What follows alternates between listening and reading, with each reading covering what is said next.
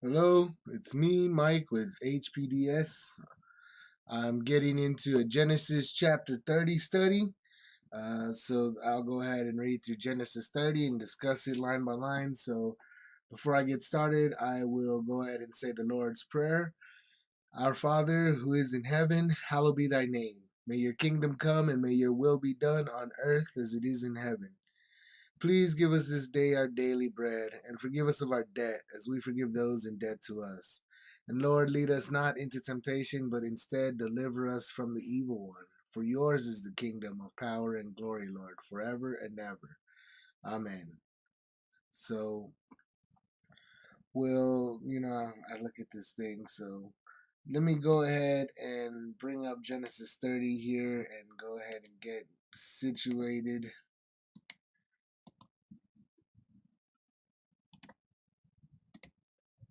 Okay, before I do, let me read what's going to happen here. Let me get the little outline from Genesis 30. So, if we remember Genesis 29 was when Jacob actually went out to Haran. He makes it out there.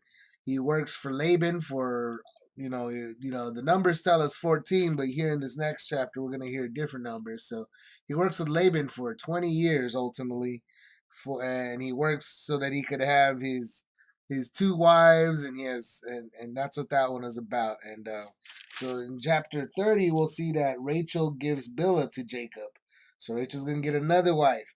Reuben, we're gonna find out about Reuben and how he finds some mandrakes. And then we're gonna read about how Jacob is denied permission to depart. And then we're gonna come across Jacob's policy, whereby he becomes rich. So we're going to see how he also becomes rich out here too. So this is going to be chapter 30. It's going to be a pretty in-depth chapter. There's going to be a lot going on in this particular chapter as well. So I'll go ahead and get started. Put that away. And here we go. So, and when Rachel saw that she bare Jacob no children, Rachel envied her sister, and said unto Jacob, Give me children, or else I die. And Jacob's anger was kindled against Rachel. And he said, Am I in God's stead, who hath withheld from thee the fruit of the womb? And she said, Behold, my maid Bilhah, go in unto her, and she shall bear upon my knees, that I may also have children by her. And she gave him Bilhah, her handmaid, to wife, and Jacob went in unto her. And Bilhah conceived and bare Jacob a son. And Rachel said, God hath judged me, and hath also heard my voice, and hath given me a son. Therefore called she his name Dan. And Bilhah, Rachel's maid, conceived again, and bare Jacob a second son. And Rachel said, With great wrestlings have I wrestled with my sister, and I have prevailed. And she called his name Naphtali. And Leah saw that she had left bearing. When Leah saw that she had left bearing, she took Zilpah her maid and gave her Jacob to wife. And Zilpah, Leah's maid, bare Jacob a son. And Leah said, A troop cometh, and she called his name Gad. And Zilpah, Leah's maid, bare Jacob a second son. And Leah said, Happy am I, for the daughters will call me blessed. And she called his name Asher.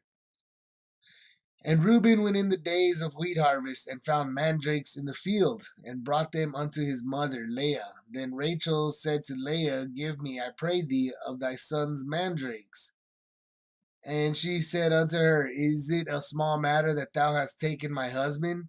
And wouldest thou take away my son's mandrakes also? And Rachel said, Therefore he shall lie with thee tonight for thy son's mandrakes. And Jacob came out of the field in the evening, and Leah went out to meet him, and said, Thou must come in unto me, for surely I have hired thee with my son's mandrakes. And he lay with her that night. And God hearkened unto Leah, and she conceived, and bare Jacob the fifth son. And Leah said, God hath given me my hire, because I have given my maiden to my husband. And she called his name Issachar. And Leah conceived again, and bare Jacob the sixth son. And Leah said, God hath endued me with a good dowry. Now will my husband dwell with me, because I have borne him 6 sons. And she called his name Zebulun. And afterwards she bare a daughter and called her name Dinah. And God remembered Rachel, and God hearkened to her, and opened her womb. And she conceived and bare a son, and said, God hath taken away my reproach. And she called his name Joseph, and said, The Lord shall add to me another son. And it came to pass when Rachel had borne Joseph, that Jacob said unto Laban, Send me away, that I may go unto mine own place and to my country. Give me my wives and my children, for whom I have served thee, and let me go, for thou knowest my service which I have done thee. And Laban said unto him, I pray thee, if I found favor in thine eyes, tarry, for I have learned by experience that Lord hath blessed me for thy sake. And he said, Appoint me thy wages, and I will give it. And he said unto him, Thou knowest how I have served thee, and how thy cattle was with me. For it was little which thou hast before I came, and it is now increased unto a multitude. And the Lord hath blessed thee since my coming. And now when shall I provide for my own house also? And he said, What shall I give thee? And Jacob said, Thou shalt not give me anything. If thou wilt do this thing for me, I will again feed and keep thy flock. I will pass through all thy flock today, removing from thence all the speckled and spotted cattle, and all the brown cattle among the sheep, and the spotted and speckled among the goats, and of such shall be my hire. So shall my righteousness answer for me in time to come, when it shall come for my hire before thy face, every one that is not speckled and spotted among the goats, and brown among the sheep, that shall be counted stolen with me. And Laban said, Behold, I would it might be according to thy word. And he removed that day and the he goats that were ring streaked and spotted, and all the she goats that were speckled and spotted, and every one that had some white in it, and all the brown among the sheep, and gave them into the hand of his sons. And he set 3 days' journey between himself and Jacob. And Jacob fed the rest of Laban's flocks. And Jacob took him rods of green poplar, and of the hazel and chestnut tree, and pilled white strakes in them, and made the white appear which was in the rods. And he set the rods which he had peeled before the flocks in the gutters in the watering troughs, when the flocks came to drink, that they should conceive when they came to drink. And the flocks conceived before the rods, and brought forth cattle ring-straked, speckled, and spotted. And Jacob did separate the lambs, and set the faces of the flocks toward the ring-straked, and all the brown in the flock of Laban. And he put his own flocks by themselves, and put not them unto Laban's cattle. And it came to pass, whensoever the stronger cattle did conceive, that Jacob laid the rods before the eyes of the cattle in the gutters, that they might conceive among the rods. But when the cattle were feeble, he put them not in. So the feebler were Laban's, and the stronger Jacob's. And the man increased exceedingly, and had much cattle, and maidservants, and men servants, and camels and asses. All right, so that was Genesis 30. I read it in its entirety. Didn't take too long. I'm not even 8 minutes into this video. And I just make mention that because I come across a lot of studies, and people just jump around. So I never really, and they don't read the entire chapter before I don't know. Anyway, so what I'm seeing here is, like we said, we see Jacob. It's another story about Jacob, and he's still out there in Haran. So he's still in that time. Um, but first off, we see a situation going on with his sisters, his wives, who happen to be sisters. And like I said, I've mentioned in the from the previous chapters, we're already seeing these people. Abraham's line is definitely acting. They're coming across these outsiders that are outside them. And definitely over the years now Jacob has many wives. So on the one hand, we see what's going on is that God is fulfilling his promise. I mean, we see Jacob having a bunch of children in this chapter. He's having a bunch of children, a lot more children than Abraham was able to have, a lot more children than even his father Isaac. Isaac only had, the two of them, Esau and Jacob. He had the Rebecca, the wife. Doesn't talk about anyone else. And let me take a look. Let's see this genealogy. You see Isaac and Rebecca. They only had the two. So Abraham, Abraham had a few. If you think about it, he actually had Ishmael, but and he had Isaac through Sarah, but then through this third wife, you see, and these are all you keep in mind that Sarah was doing what these sisters now are doing themselves. So that's why we see at the very beginning, we see Rachel giving Bilnah to Jacob, and that's what we're gonna see that basically that's that she's doing that same thing that Sarah did, and whereas Sarah didn't like it, Sarah didn't, it didn't go well between her and Hagar. Oh, and let me go ahead, and I didn't even show this map to you. I might as well do that.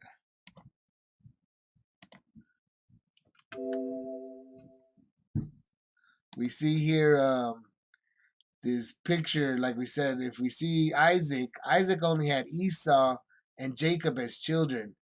Jacob is the one that we're seeing. Look at all these children he's ended up having. He's got 1, 2, 3, 4 wives, and we do see them all in here. And we had seen Leah have Reuben, Simeon, Levi, and Judah at the end of chapter 29. That's where Leah has these children, and remember, it was because she was Jacob for some reason didn't like this wife, or he didn't, he hated her and he loved Rachel, and Rachel was basically barren because of this, and we see that Leah, meanwhile, is having child after child after child. She ends up giving him 6 sons and a daughter. Um, and then, but what we're seeing is this where Rachel gives Bilhah, which is Rachel's servant, over, and he has 2 kids with her. And we're going to see it explained. This is like that adoption that Sarah was trying to do, but it didn't go well for Sarah. She didn't like it. And then when Sarah died, uh, Abraham received the wife, Keturah, which was, he was a widow at that point. So basically, the concept is Abraham only had one wife, and that's exactly what it was. It was just one wife. It's all he had. Legally speaking, he only ever had one wife, and then a second wife after his first wife had died. He was still a widow. So, but then we see with we see here coming on with Isaac. Isaac truly only has one wife, Rebecca, his whole life. Just one wife, one wife. But what we see with his children, and this is why first Esau has the 2 wives. He goes out and he takes 2 wives, these Hittite women, and it's a, remember how it's explained. It's a heartache. It's a headache or something. It's grievous to their souls. And they didn't like it, and and it's because he was basically becoming like the Canaanites. He was becoming like the people around them. And then after Jacob was told to go grab a sister, a wife from people that they cared more about, people that they liked. That's why Esau goes out to Ishmael, thinking that'll make his father happy as well. I better get rid of this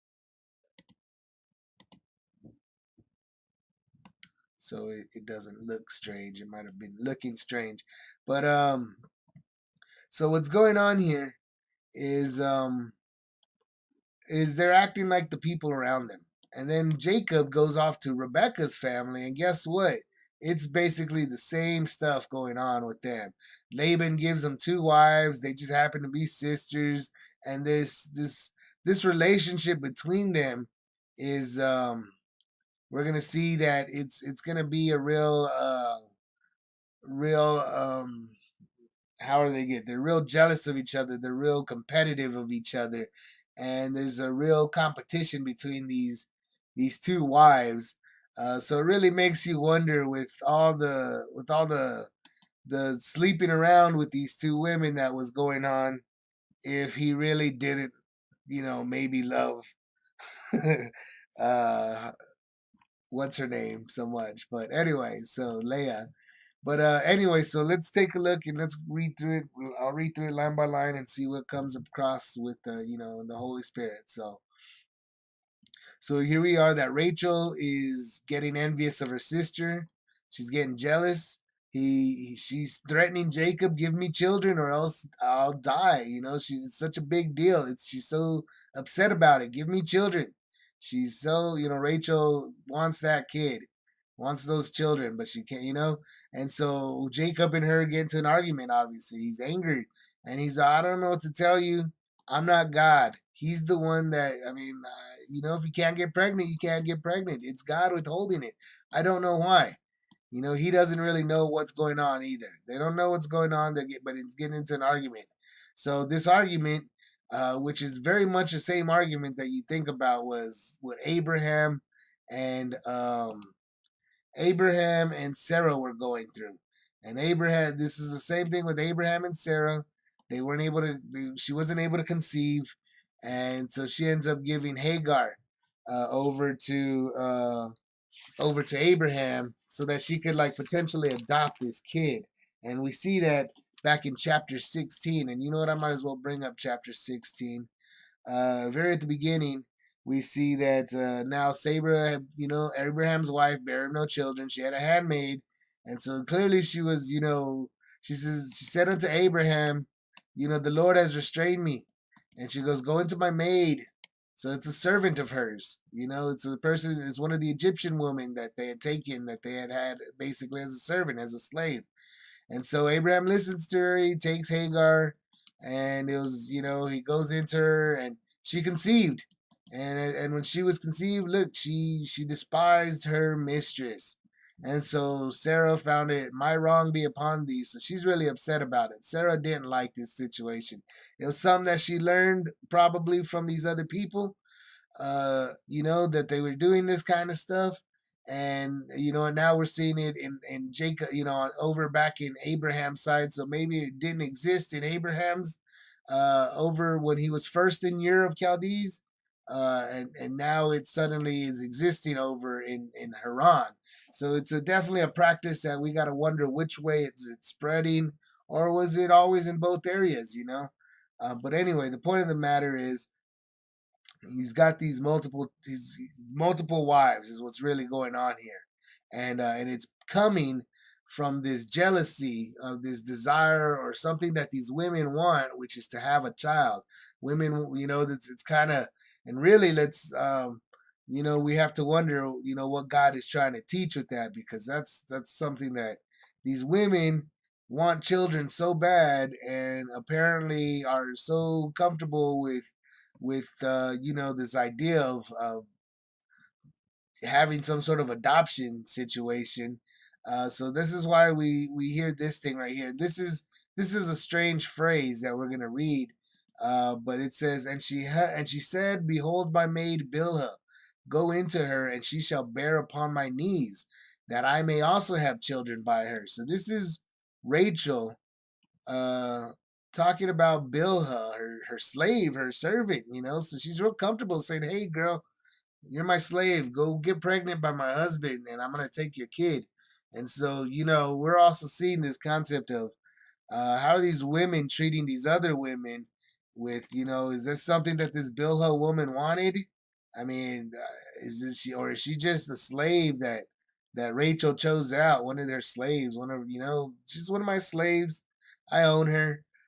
Go, legally, I can go make you have sex with my husband, and uh, and any kid you get, I'm gonna keep that kid. That's my kid. That's not your kid. That's my kid. So you see what I'm saying? That this is what's on the one hand, we were talking about how the men are just taking women. I mean, they're just straight up taking women, and killing the husbands or killing men if they don't, come willingly. And here we got, look, it looks like women are pretty comfortable taking other women as well, apparently. So that's what seems to be the case here. So she says this, she shall bear upon my knees. And that's an interesting line that I come across. In fact, it's been mentioned to me before that people say, it could have been like, not just figuratively, like she shall bear upon my knees, talking about how Rachel is gonna have like Bilna sit on her or something, or lay back on her, and she's gonna have children like that. So saying basically like she's gonna be her midwife or something, or maybe something even more kind of strange where she's symbolically sitting upon her and doing something strange while she's giving birth. So it's like she's giving birth, like some sort of symbolic strange gesture between them. That may have been the case in this ancient world. So let me see. So this was chapter 30, verse 3. And I'm looking again at this NLT version, this New Living Translation.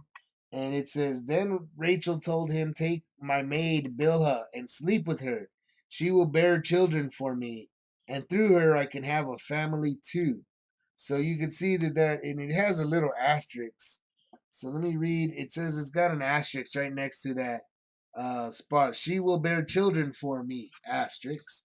And that's what this one is basically. She shall bear upon my knees, like saying like a physical gesture is what she's saying. Like I'm gonna be, when she has the baby, she's gonna be on my knees. Like so that's kind of like what it says. Like she's gonna be the hand, the midwife or something.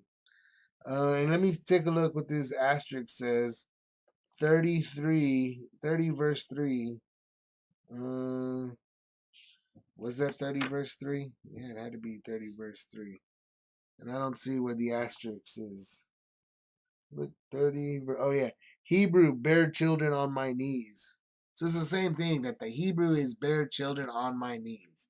So it's a strange phrase, but it sounds like basically it's either a weird old timey gesture from antiquity where she did something weird, and to symbolize that she gave birth to it and not Bilhah that she gave birth to this child, but that's what happens.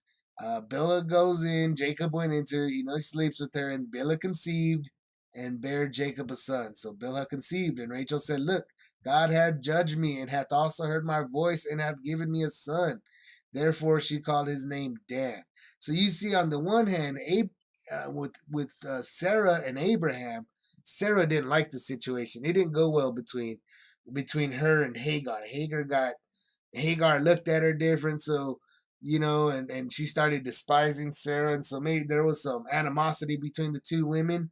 But here, Rachel is very happy, very satisfied with the whole situation. She is like, "Yes, I got a son. His name is Dan," and that's what she's doing. Um, and so she's really happy. She's really pleased with it. And look, Bilhah does it again, and she conceived again and bare Jacob a second son. So now it's like, wow, now there's she has another son, and look, she's very happy with it. With great wrestlings have I wrestled with my sister, and I have prevailed. And she called his name Naphtali. So now it's there. See how she's getting real happy about this. She definitely likes the situation for whatever it is, and once again, let's just say what it is. uh we got Jacob sleeping with four women, and so who knows what kind of stuff was going on. And now you got to realize that these two women were sisters, the main wives, and then they were basically using the two servant girls. So who knows what kind of activity was going on uh, between these five individuals as they were sleeping together and basically having sex with each other.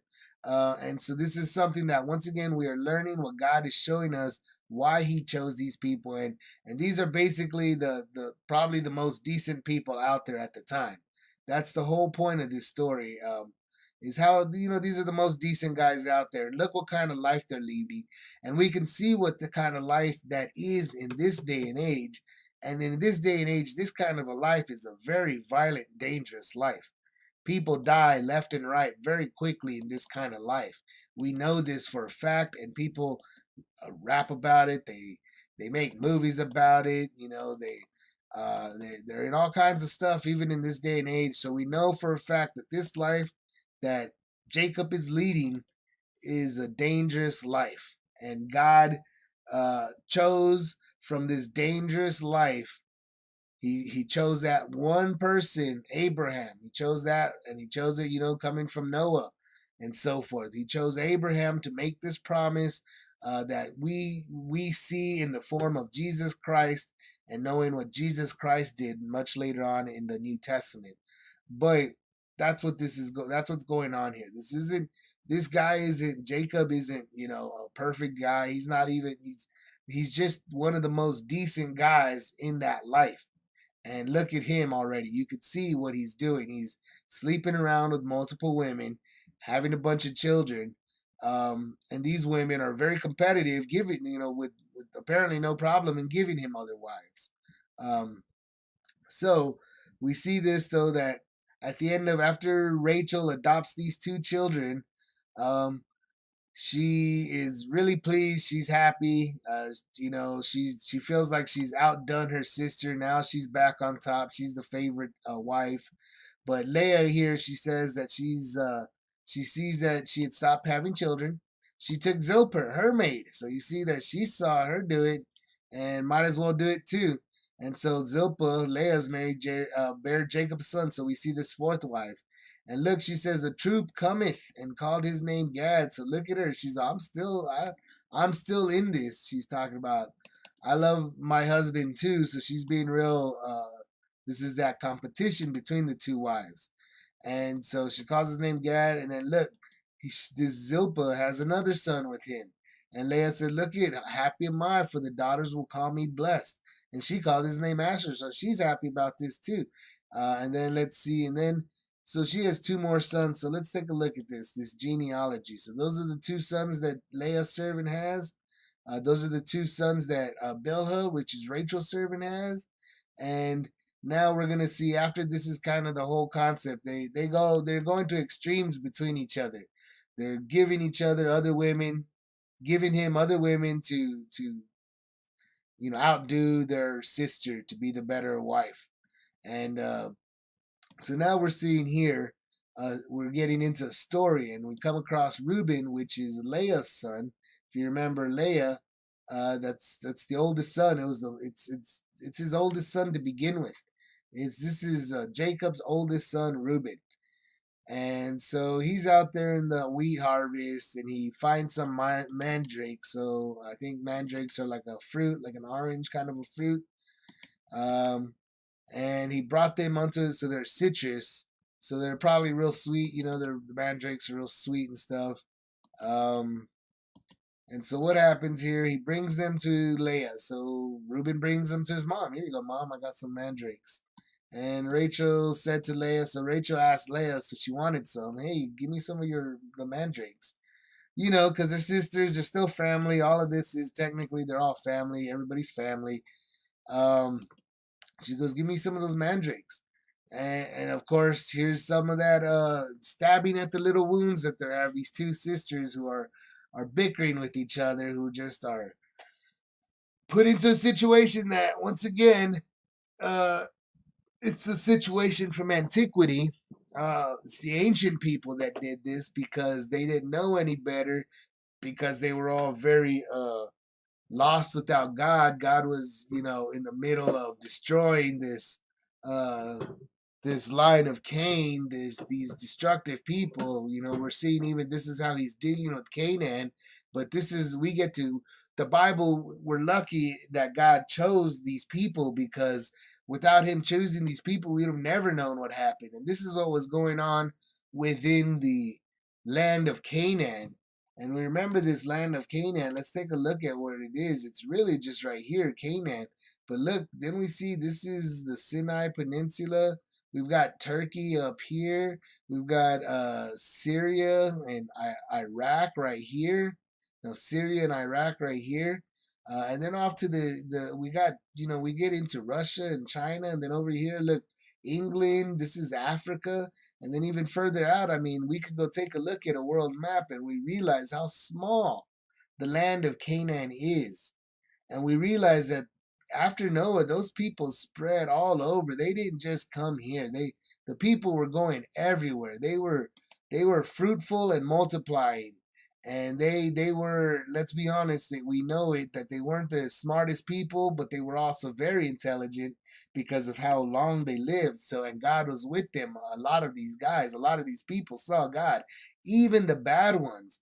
A lot of these bad people even saw God. Remember, take into consideration the story with Lot, when the two angels go to Lot, and they tried to save him from Sodom. And remember, what was the first thing? All these people come and they smashing, they're trying to get into the house, and they're saying, let's go, we got to rape these two angels that you've brought here. You got these two angels with you, they're obviously angels, let's have sex with them, bring them out so we can rape them, let them know who we are, come on now. That's how they were acting. And so but so let's go on here. This was just one small nation, and we're seeing how this nation act. And we're gonna see that obviously God was probably doing this all over the world, where He was destroying all these bad people and keeping the good people, but He was watching over everybody. But this was the one people in particular that mattered. These are the kings. This is where the promise was gonna come from.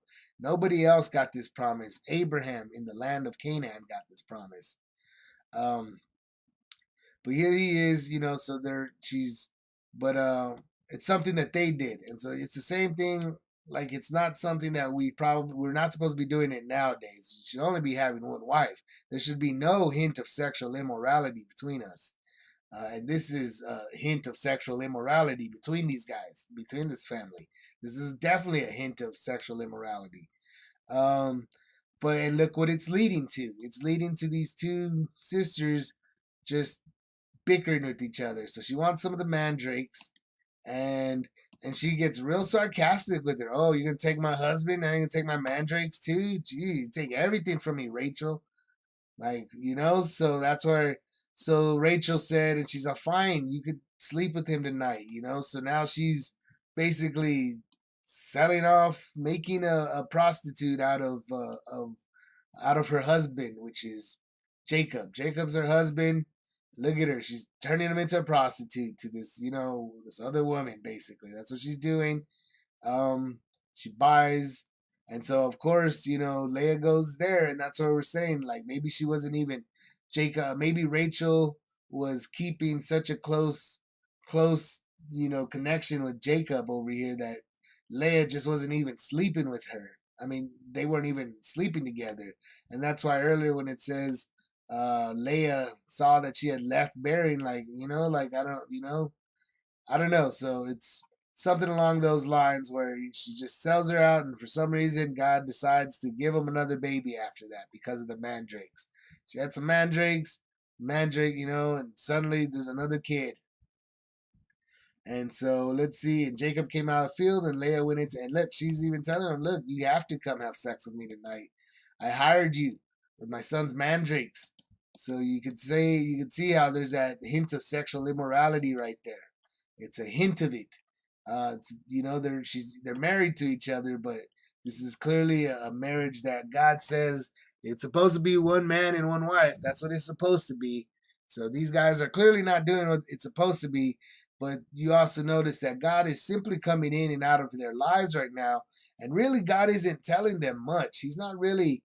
He tested Abraham quite a bit. Remember how he tested Abraham with the sacrifice of Isaac? He tested him to see about that, but really, God hasn't given them so many commandments as much as He's told them, "I'm going to make a nation out of you. You're going to be kings. You're going to be your father of nations. Many kings. You're going to inherit the land." He's basically, anytime he comes across him, that's like him. God is doing other things in the world. He's doing all kinds of things, but it's like then all of a sudden he just every now and then, as God is doing his things, telling his story, doing what he does, every so often he turns to Israel over here, or who we'll see becomes Israel, but to the line of Abraham, and he tells them, "You're gonna be the king of all nations, and all nations are gonna be blessed because of you. The king of all nations will come from you. The promise will come from you." And then he turns around and he says, you guys are going to be destroyed. You guys are going to be destroyed. You guys are going to prosper. You guys are going to take over these other people. You're going to come, blah, blah, blah. You're going to be so that's what he's doing, kind of like that's what we're seeing happening, is that all he's done is told them that you're going to be fruitful, you're going to inherit the land of Canaan, and all people in the world are going to be blessed because of you. That's all he's told these people. So they're still going on about their lives, living in the world, and living in that world that's living, most of that world does not have the fear of God. And that's why even Abraham, and even when we come up with Jacob, everybody was basically, and even Isaac, it was Isaac that did it. They're doing that whole thing of where, they're just living next to these worldly people. That's all it really is. But anyway, so let's see. And we're still moving on. I'm still moving on with this. There's a lot. So she gets the mandrakes, and there she is. She has another. Look, Leah said, God gave me my hire because I gave my maiden to my husband. So she's saying, because I've been so good and kind to and giving, I'm fruitful. It's like it really seems like their whole lives are justified by having children. And so she's saying, because I even had children through Leah, and I hired him again. Look, it's a good thing I've done. He gave me Issachar, and then look, she has another son later on. So she has a sixth son with him. And so that's why, look, she definitely seems to have won that race.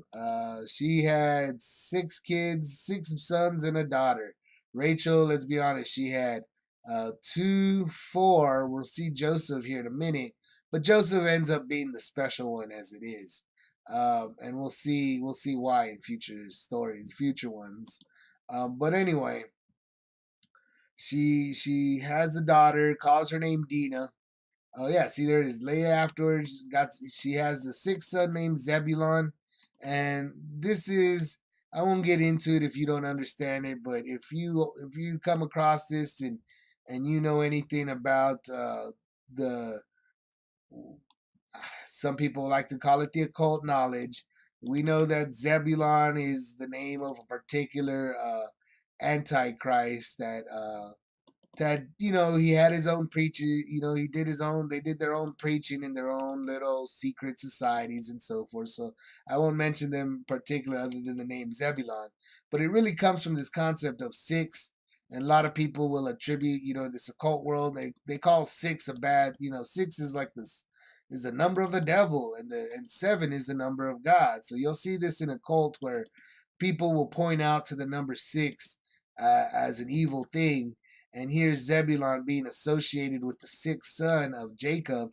Jacob becomes Israel soon enough. And then we're going to see that. What are we going to see?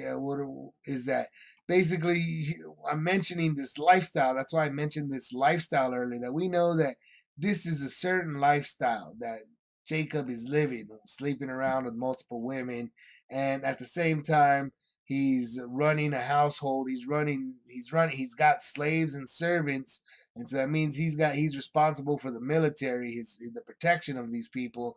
And like I said, this is a life that is dangerous. It's very dangerous, and that's why even before him, Abraham and Isaac were running around telling people that they weren't married, that was their sister, and so they were doing a bunch of lying for their protection, because, like I said, this was a very dangerous life back in these days. These people lived. Some of them died. Like I said, we see that they were having kids left and right, and sometimes and we'll see that they were dying sooner and sooner and sooner. That's what Shem would have seen this. Some of the elders right off of the would have seen this, but the children are dying younger and younger and younger, and it's because of how dangerous they were living and what they were doing, and they were running out, being on their own, and basically having children and killing each other. Eventually, in time, they would go to war with each other eventually, and a bunch of people would die, and then they'd have to start it all over again, and it'd take them a few years to repopulate. And as soon as they repopulated, bam, they went back to war, and there's a bunch of people dead. And so this is kind of how life was at the time. And so, but let's see. We know it's dangerous, and we know that Jacob was living. So see, some people, like I said, these were not holy. They weren't that. They were holy because God made them holy. But these people were clearly nothing like Jesus Christ. When you read through Jesus Christ, Jacob is nothing at all like Jesus Christ. Uh, King David is nothing at all like Jesus Christ. King Solomon is nothing at all like Jesus Christ. Abraham is nothing at all like Jesus Christ. And that's what we see here. Okay, guys. Yeah, so these people are nothing at all like Jesus Christ. So what's going on here is that what I'm trying to get at with this son being the sixth son and Zebulon is that basically some people attributed this name and this number to a certain lifestyle that is definitely lived in today's world, but is definitely now more a heathen life um, than what we're supposed to be living. We're not supposed to be, just because Abraham and Jacob did this does not mean that today, in today's world, we're allowed to do this. We know now, we know better. We have been given the promise, we see the promise, and we see what it means, and we're not supposed to be like these people. That's what's going on here. Even though they're the people that are very the Jews. Ultimately, they're the beginning of the Jews, the Hebrew people, the chosen people that gave us the people that we now kind of consider, we call ourselves Christians, the followers of Christ. But ultimately, we're not supposed to be like these people. So that's why. So like, if you know what I'm talking about, Six and Zebulon and secret societies, that's all I'll mention about that. But let's see. Like I said, basically she keeps on going and having children. She has a daughter, and then all of a sudden we see God remembers Rachel. So God, and He hearkens to her and He opens her womb. So, and she conceived, and she said, God hath taken away my reproach, and she called his name Joseph. So Joseph is we're gonna see Joseph is up here. So Joseph is the 11th son. And then what we're gonna see is let's see. So send me away that I might go into my own place.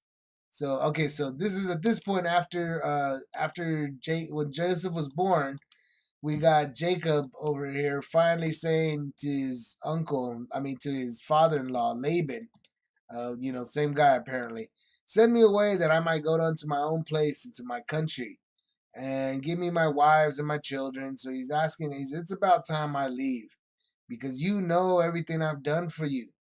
And Laban said unto him, I pray. He's telling him, look, hold up.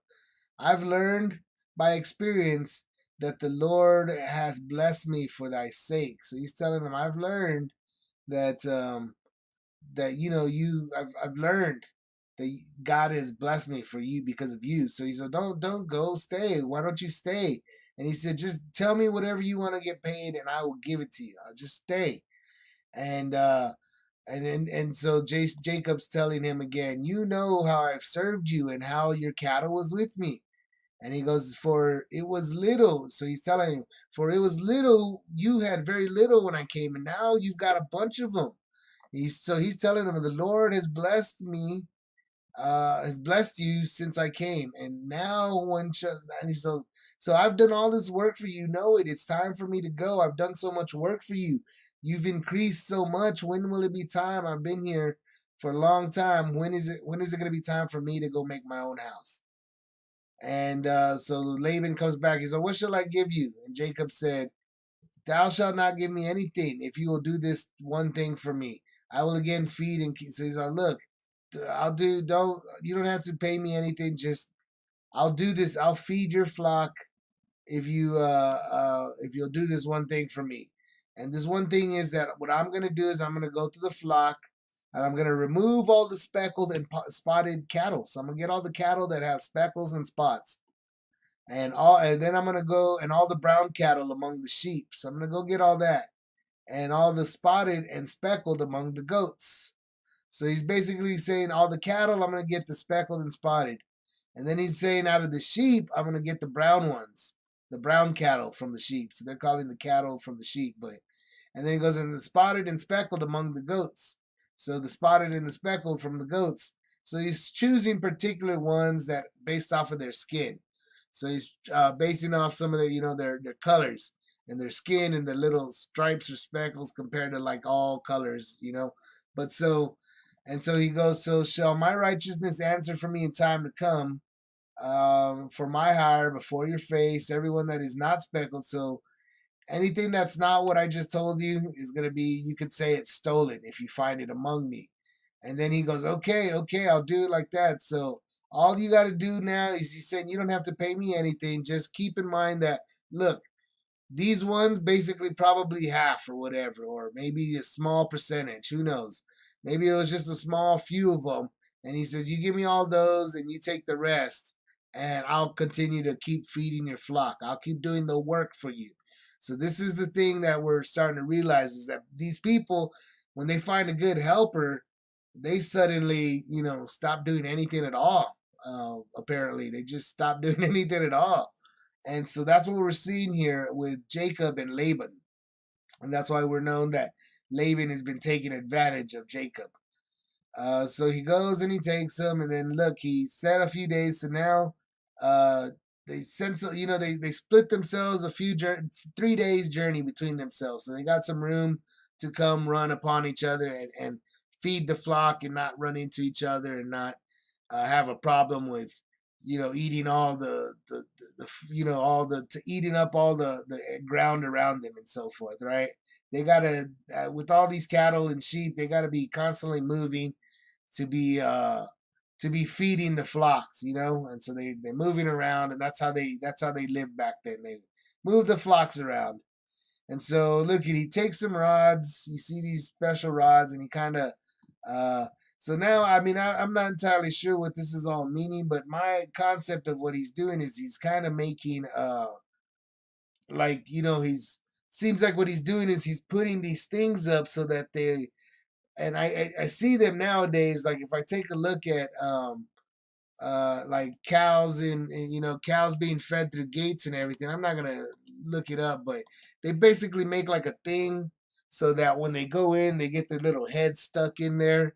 And I guess this little, when their heads are stuck in there, it makes it easy for the cattle to because that's what they're really doing. You just got so once again, the concept is there. They got the females that get their little heads will get stuck, and the men will just come back and mount them, and they'll come in. That's how they do it. That's what these cattle. That's how the cattle's will mate, and so that's what it seems to be doing. That this is the work that he's doing, and maybe some people will look at this as some sort of weird divination, uh, so that he was maybe doing something, because it says it kind of strange that, but it looks like he's just he's getting the sticks and he's kind of peeling the rods out of the sticks here in the pieces of wood that he's getting, and then he's putting them in the gutters of the watering trough. So where they come, where he put the water, he was putting them in there. So he was putting them inside there. So when they came, they should conceive when they came to drink. So that's what I'm saying. It looks like he's putting them in the gutters, meaning as soon as they came to put their head in the water to drink, there it was like a thing that they would have to put their head in.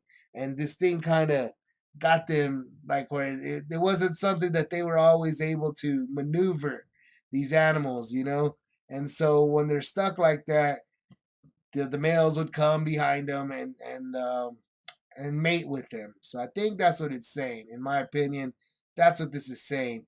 And he's saying that he does it. And when he would do it when it was his cattle. So he had told them at the beginning, you've seen how I've done this. He's telling him, he goes, remember, you didn't have that many back before I showed up. And God showed me it's something. And God has been with me. And you saw how I did it, is what he's telling him. You saw how I did it. So now let me take these few little ones and you could have the rest. And you know how I was able to make these animals reproduce so well. And so here it is. So here he comes with his, he comes with his flock. And when he would do his flock, he would put the little rods in there so that the cattle would. So that's what he was doing. He was making it to where they were he was making it easy for them to mate. But then when he did, so he did separate the lambs, and so that's what he would do. He would and all the browns. So he'd get his own flocks and he'd put them into that thing. But when it came to pass, and if they didn't conceive, that Jacob laid the rods before, like you see, when they did conceive, he put them again next to that gutters, and he would also make it, they would conceive among the rods. So he was basically doing something like where he was making an area for them and kind of sticking them in there so it was easier for them to mate. And then they would mate among the, also they would mate like stables, like he was kind of making stables is what it sounds like he was doing. But obviously this is the work that he was doing. He was probably setting and removing, he was setting up these stable kinds, with the rod. So he was doing all of this work, and this was probably things that Laban considered extra work. And so it doesn't look like Laban was doing this, and Laban's sons and his, they weren't really doing it on their own. Jacob was the one that was coming and doing it all the time, and that's why they liked it. He was doing all this extra work, and he even would do this when the cattle were feeble. He put them not in. So he was even giving away his own cattle. He was saying, "Here, these are some of the more feeble cattle. I don't really need them. You could have them, I guess." So he was giving them the cattle that he didn't even need over here. He was over here, but Laban, and so you could see that the man increased exceedingly and had much cattle and maidservants and men servants and camels and asses. So you could see how Jacob is doing smart things. He's doing smart things, is what he's doing. He's doing a lot of work to help out the cattle so that the cattle would conceive and all the sheep and all that. So he was really realizing, he was just taking care of the animals and making them mate and making it easier for them to mate. And it looks like that was all that extra work that he was putting in, that he was doing it. He had been doing it for Laban all these years, um, but now he wanted to leave with his wives and with his children so he can go back, just like God had told him. So I can go back to the land of Canaan. That's what I was gonna do. And now I've been here for so long, and you've seen how I've done this. Don't he's telling him, you've seen how I've done it. Now you should know how to do it. And now give me a few of the few of the flock, and I'll go a little bit ahead of you. And what I'll do for you is I'll still feed your animals. So that's what he said. I'll still feed them. He's gonna stop the rest of the work, but he's definitely gonna still feed them. He said, I'll still feed them for you. And so that's what he's still doing. He's still feeding them, but he's only really taking care of his own flock now. That's what he's saying. He's putting up the pieces of wood, these rods. So he's setting up these little like stables. He's setting up these things to help them to uh, to help them better mate. But you see what I'm saying? He's putting them right there so they see it. So every time they see the rods, they knew where to go. They knew, oh, let's go to the rods and it's time to mate. So they knew that's kind of the cattle were associating these rods. They were going there. They knew what was up. But Laban wasn't doing it. So Laban's cattle just were doing it on their own time, doing it however it is that they would do it. But we do see, even in modern world, in the modern life, that if you take up and if you upkeep it and you make them mate and you make it easier for the animals to mate, then they'll mate and you'll have a bunch of animals. But if you make it harder for them, or if you let them go about it their own pace, then it'll just happen as it happens naturally, and that may not necessarily be the best way to get a great harvest. If you're not dealing with it, fine. Sometimes they might produce a lot, sometimes they might not produce that much. Um, but if you're definitely feeding them and keeping track of them and making them mate, they will mate and you'll have a bunch of cattle. And that's exactly what Jacob was doing. But Laban appears to just not be doing it. He just wasn't keeping up his work. Just was living, wasn't working. That seems to be the big thing that separates Jacob from Laban at this point, along with God's promise. But I'll go ahead and end this video here. Uh, I'll end this video here, and I'll go ahead and say to anyone who may be watching, go ahead and please like the video, subscribe to the channel, and God bless you, and I pray that we all bless Jesus Christ, and may Jesus Christ bless all of us. Amen.